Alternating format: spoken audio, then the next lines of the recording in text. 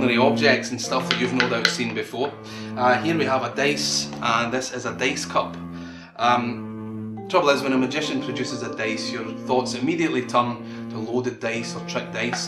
So before we go any further, I will show you that each time we turn out the dice, we will get a different number. That was a 6, and a 5, and so on and so forth. Every time a different number, okay? So with that in mind, I'm going to shake up the dice inside the cup, have you remember whichever number lands on top, and then just keep that number in your mind. Okay. Have a look.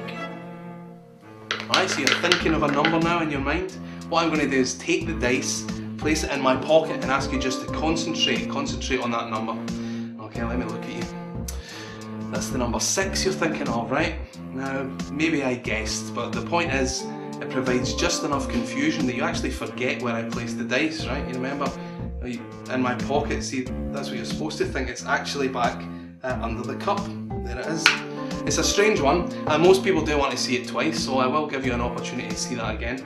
I'll take the dice, place it in my pocket, and if you're concentrating, you should remember that it's actually back underneath the cup again. I know. I'll actually tell you how it's done, which is unusual for a magician. A magician normally does not reveal his secrets, but it's actually done in 2 phases.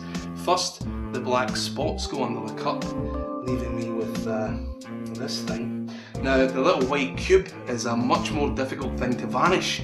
It requires a little bit of Michael Amar's painted wiffle dust, and there it goes. There goes the white cube, and it should reform with the black dots under the cup. Let's see. There it is. Wonderful. Very good. Now, this has all went swimmingly, but I will be honest, sometimes it doesn't go quite so well. Sometimes the little dice will get stuck halfway as it grows back into existence under the cup, and that can cause a small problem.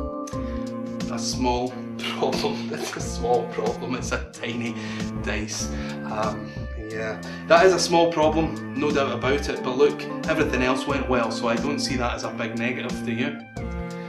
A big negative. A big negative. You see what I mean? It's opposite colours, but they're bigger. Yeah. You've got every excuse in the world for missing the big negative because it's the same colour as the cup and the mat. No excuse, however, for missing this one here. I don't know where that came from, and that's Cubism.